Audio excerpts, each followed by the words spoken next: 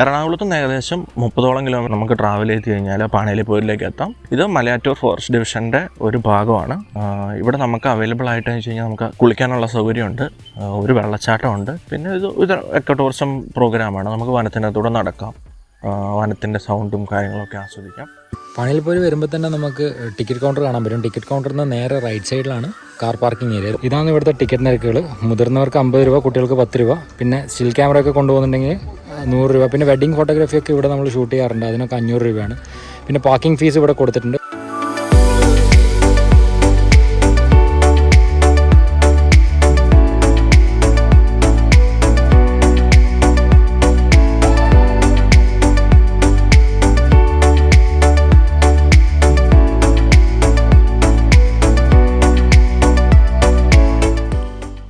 ഇതൊരു വനിതാ സൗഹൃദ ടൂറിസം കേന്ദ്രമാണ്. അതുകൊണ്ട് തന്നെ ഇപ്പോൾ നമുക്ക് വെള്ളത്തിലൊക്കെ ഇറങ്ങണമെന്നുണ്ടെങ്കിൽ ഡ്രസ്സ് ചേഞ്ച് ചെയ്യാനുള്ള ഓപ്ഷൻസ് എല്ലാം ഇവിടെ ഉണ്ട്. പഴയൊരു ഏറുമാടമാണ്. കയറാതിരിക്കാൻ വേണ്ടി ഗോവണി ചരിച്ച് വെച്ചിട്ട് അതിൽ മുള്ളെടുത്ത് വെച്ചേക്കുവാണ്. എനിക്ക് തോന്നുന്നു അതിൻ്റെ കാലപ്പഴക്കം കൊണ്ട് അങ്ങോട്ട് കയറാൻ പറ്റുന്നില്ല.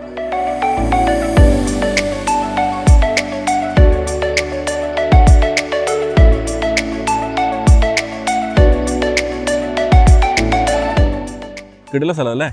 അടിപൊളി. ഇതിപ്പോൾ ഞാനിവിടെ ഇറങ്ങിയപ്പം നൈസായിട്ട് അങ്ങ് പോവുകയാണെങ്കിലുണ്ടല്ലോ, ശരിയാണ് ഒരു ജീവൻ രക്ഷാപഥത്തിനുള്ള വകുപ്പുണ്ട്. അത്ര പിള്ളേരെന്ന് പറഞ്ഞ് ഇതോടെ ഉണ്ട്. ഇത് മുഴുവൻ കുഴികളാണ്. ഇത് ഈ വെള്ളം മഴക്കാലത്ത് ഈ വെള്ളം ഇങ്ങനെ ചുഴി പോലെ വന്നിട്ട് അങ്ങനെ പാറയ്ക്ക് മുഴുവൻ കുഴി വീണമെന്നാണ് പറയണേ. അപ്പോൾ എനിക്കൊന്ന് 10-90 പേരും കണ്ട് മരിച്ചിട്ടുണ്ട്. രക്ഷപ്പെട്ടവർ കുറവാണ്. അപ്പം ഞാൻ പോവുകയും എന്നെ രക്ഷിക്കുകയും ചെയ്യുവാണെങ്കിൽ സംഭവം ഉറപ്പാണ്. ആണല്ലോ. പക്ഷെ രക്ഷിക്കണം. സുഭാഷേ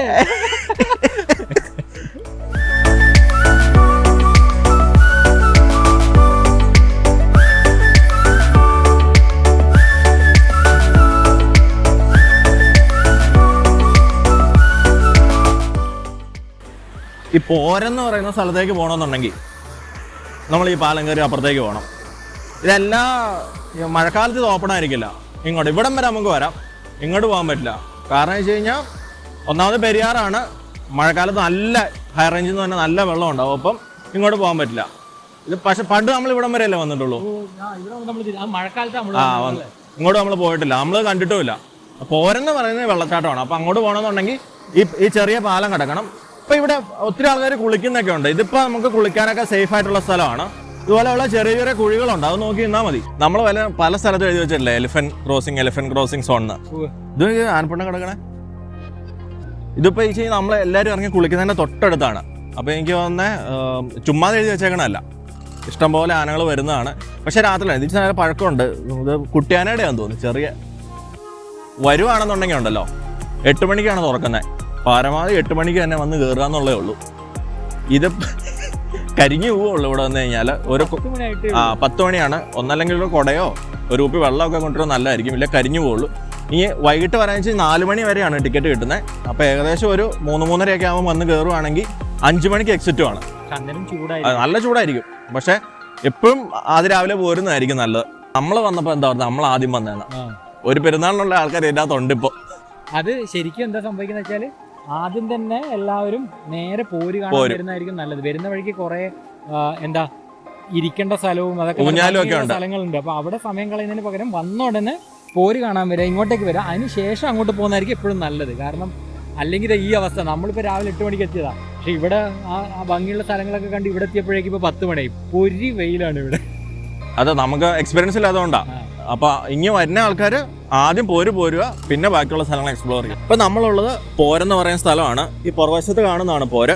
നമുക്ക് പോളയാറിനോട് ചോദിക്കും ഇവിടെ എന്തൊക്കെയാ ഉള്ളതെന്ന്. അതായത് ഇവിടെ പാണിയിൽപ്പോര് എന്ന് പറഞ്ഞ സംഭവം ഇത് എടമലയാറ് ഭൂതത്താൻകെട്ട് ഇങ്ങനെ 2 ഡാമിൽ നിന്ന് വെള്ളം വരുന്നതാണ്. ഇവിടെ ഒരു ചെറിയ ദ്വീപുണ്ട്. ആ ദ്വീപിന്റെ അങ്ങേ സൈഡിൽ കൂടിയും കറങ്ങി വരും, ഇപ്പുറത്തുകൂടിയും വരും. അങ്ങനെ ഇവിടെ വരുമ്പോൾ 3 കൈകളായിട്ട് വന്ന് ഒരുമിച്ച് ഒരു സ്ഥലത്ത് ചാടുന്നു. അത് ഭയങ്കര സ്ട്രോങ്ങിലാണ്. ഇപ്പോൾ വെള്ളം കുറവായതുകൊണ്ട് അത്രയില്ല. കുറേ കൂടി വെള്ളം വരുന്നതോറും ഭംഗി കൂടുതലാണ്. 2005 ഇങ്ങനെ ടൂറിസ്റ്റ് കേന്ദ്രമായിട്ട് അംഗീകരിച്ച്. അതിക്ക് പോകുമ്പോൾ ഒത്തിരി പേര് ഇവിടെ മരണപ്പെട്ടിട്ടുണ്ട്. ഇപ്പോൾ പിന്നെ അങ്ങനെയുള്ള കുഴപ്പങ്ങളൊന്നുമില്ല. ഞങ്ങളിവിടെ 40 പേരിന് ഗൈഡുകളായിട്ട് അങ്ങേറ്റം തുടങ്ങി ഇങ്ങേറ്റം തുടങ്ങി പറഞ്ഞു കൊടുക്കാനും വളരെ സുരക്ഷിതമായിട്ട് എല്ലാ കാര്യങ്ങളും കുഴപ്പങ്ങളൊന്നുമില്ല. അവസാനമായിട്ട് മരിച്ച 7 വർഷം മുമ്പാണ്. അന്ന് ഇവിടെ ഒരാൾ ആന കുത്തി കൊന്നായിരുന്നു. അന്നിപ്പോൾ ഇവിടെ അടച്ചാക്കായിരുന്നു. അപ്പോൾ അതിൻ്റെ പോലെ ഇതിൻ്റെ ഈ കോമ്പൗണ്ട് അല്ല, ഇതിന് വിട്ട് താഴെയാണ് മരിച്ചത്. പക്ഷെ വന്നപ്പോൾ അത് പാണിയിൽപ്പോര് താഴെ നിന്ന് അവർ എഴുതിയെന്ന് മാത്രമേ ഉള്ളൂ. ഇത് വിട്ട് 1 കിലോമീറ്റർ താഴെയാണ്. ഞാൻ കാണുന്ന സ്ഥലത്താണ് അന്ന് മരിച്ചത്. അത് ഡൽഹിയിൽ നിന്ന് വന്ന 3 പിള്ളേരും ഒരു റിസോർട്ട് ഓണറും അങ്ങനെ 4 പേരാണ് മരിച്ചത്. ഇവിടെ ശരിക്കും ആന വരാറുണ്ട്. ആന വരാതെ ഇവിടെ ഈ ഷെഡ് കഴിഞ്ഞ ആഴ്ചയിലൊന്ന് പൊളിച്ച് വന്നല്ലേ ആനപ്പെണ്ണ് തെളിവിന് എടുക്കണ്ടോ ആന വരുന്നത്. ഇതിപ്പോൾ അവരുടെ വീടാണല്ലോ, നമ്മളാണ് ഗസ്റ്റായിട്ട് വന്നതാണ്, കാട് അവരെയാണ്. പക്ഷേ ആന വന്നാൽ നമ്മളോട് ഇന്ന് ഒരു ഉപദ്രവമില്ല. അവർ വന്ന് വെള്ളം കുടിക്കും, അങ്ങോട്ട് പോകും. ഇപ്പോൾ നമ്മളിവിടെ നിൽക്കുകയാണെങ്കിലും ആന അപ്പുറത്ത് വന്ന് 2 ഒച്ച എടുക്കും. അപ്പോൾ നമുക്ക് കാണാമല്ലോ. അപ്പോൾ തന്നെ നമ്മൾ നേരെ അവിടുന്ന് ആദ്യം ടിക്കറ്റ് ക്ലോസ് ചെയ്യിക്കും, അത് കഴിഞ്ഞ് സാർമാരെ വിളിക്കും, പിന്നെ ഞങ്ങളാരും കൂടി വെക്കാൻ ഓടിച്ചുകൊണ്ട് വിടും. വേറെ അപകടങ്ങളൊന്നുമില്ല. ഇല്ലില്ല, അങ്ങനത്തെ പ്രശ്നമില്ല. ഇല്ലില്ല, ഇവിടെ സീസൺ ജനുവരി വഴി മെയ് വരെയാണ്. അതുകൊണ്ടാണ് നമുക്കിവിടെ പ്രവേശിക്കാൻ പറ്റുള്ളൂ. അപ്പോൾ ഡാമിലെ വെള്ളം ഇങ്ങനെ തുറന്നു വിട്ടേക്കായിരിക്കും, അതിങ്ങനെ ശരാശരി വന്നുകൊണ്ടിരിക്കും. അപ്പോൾ അത് കഴിഞ്ഞ് ഇവിടെ അവിടെ ഷട്ടർ ഇടും ജനുവരിയിൽ. അപ്പോഴാണ് നമുക്ക് പാലം വെച്ച് തൽക്കാലമായിട്ട് ഇങ്ങോട്ട് വരാൻ പറ്റുള്ളൂ. ജൂലൈ മാസമൊക്കെ ഇവിടെ ഫുള്ളായിട്ട് വെള്ളമായിരിക്കും. ഇപ്പോൾ നമ്മൾ നിൽക്കുന്നു, നമ്മളൊന്നും കാണാൻ പറ്റില്ല, ഈ തൂപ്പുകൾ കംപ്ലീറ്റ് മുങ്ങിപ്പോവും. അതായത് അപ്പോൾ നമുക്ക് അങ്ങ് കരയിൽ നോക്കുമ്പോൾ ഡാമായിട്ട് തോന്നുള്ളൂ. അതാണ് ഇതിൻ്റെ പ്രത്യേകത. ഇതിൻ്റെ താഴത്ത് ഡാമില്ല. ഇതിൻ്റെ താഴത്ത് ഞാൻ ആലോചിക്കണം, ഡാമില്ല. ഇതിൻ്റെ മുകളിൽ ഡാമുണ്ട്. ഇതിൻ്റെ മുകളിൽ ശരിക്കും പറഞ്ഞാൽ ആനമുടി എന്ന് പറഞ്ഞ സ്ഥലത്തു നിന്നാണ് ഇതിൻ്റെ ആരംഭം വരിക. അപ്പോൾ മുല്ലപ്പെരിയാർ തുടങ്ങി ഇതല്ലേ പറഞ്ഞത്. അപ്പോൾ നമ്മളിവിടെ അടുത്തുള്ള 2 ഡാമിൻ്റെ പേരാ പറയുള്ളൂ മാത്രമേ ഉള്ളൂ. അതിന് പിന്നെ എല്ലാ ഇതും വരും, ഒറ്റേതായിട്ടാണ് പറഞ്ഞത്. ഇതിപ്പോൾ ഈ പാറക്കെട്ടൊക്കെ ഉള്ളതാണ് ഇങ്ങനെ വീതി കുറവ്. ഈ കുറച്ചും കൂടി ആ താഴേക്കാളും പാറക്കെട്ടില്ല, മണൽ ഭാഗമാണ്. അപ്പോൾ നല്ല വീതിയുള്ള സ്ഥലങ്ങളാണ്. കുളിക്കാൻ ഇഷ്ടംപോലെ, കുളിക്കാനാണ് മെയിനായിട്ട് ഇവിടെ സൗകര്യം. ഇപ്പോൾ അതിരപ്പള്ളിക്കാളും വളരെ കൂടുതൽ ഏരിയ ഉണ്ട് നമുക്ക് കുളിക്കാനായിട്ട്. വേറെ അപകടങ്ങൾ ഒന്നും വരില്ല.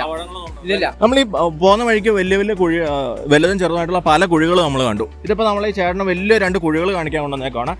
ഇതെങ്ങനെയാട്ടെ ഈ കുഴി ഉണ്ടാവുന്നത്? ഇതേമാതിരി കല്ല് വന്ന് വീണ് ഈ കല്ല് കിടന്ന് കറങ്ങും. അതായത് നമ്മൾ അരി ആട്ടുമാർ നല്ല സ്ട്രോങ്ങിൽ വെള്ളം ഈ കല്ല് കിടന്ന് കറങ്ങി കുഴി വലുതാവും, കല്ല് ചെറുതാവും. അങ്ങനെയാണ് ഇത് വരുന്നത്. അത് നമ്മളെ ചെറിയ കുഴിയിലേക്ക് കറങ്ങും. നമ്മൾ അരി ആട്ടുമാര് വരും. ഇതൊക്കെ നല്ല താഴ്ചയുള്ള കുഴിയാണ്. അതായത് പുഴയിൽ വെള്ളം കൂടുന്ന ഇവിടെ പൊന്തി വരും. ഇപ്പൊ ഇവിടെ ആള് പെട്ട് കഴിഞ്ഞാൽ വെള്ളം ഉള്ളപ്പോഴാണ് നമ്മളെ വിളിച്ചുകൊണ്ട് അങ്ങോട്ട് പോകും. അതാണ് ഇതിന്റെ വ്യത്യാസങ്ങൾ. ഇതൊക്കെ നല്ല താഴ്ചയുള്ളതാ ഇതൊക്കെ.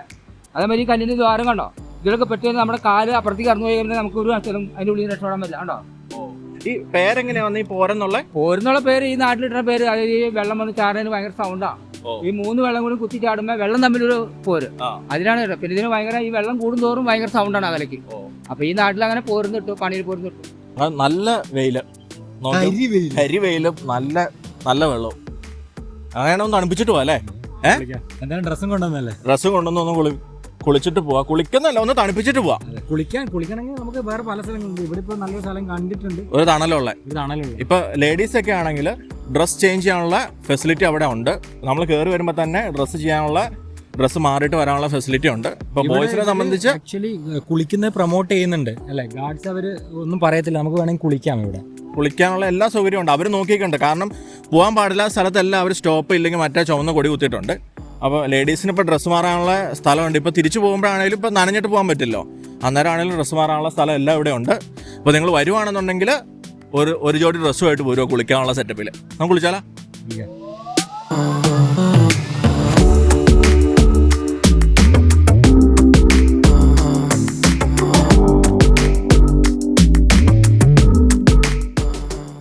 ഇത് വന്നിട്ട് കുളിച്ചില്ല എന്നുള്ളൊരു വിഷമം വേണ്ട.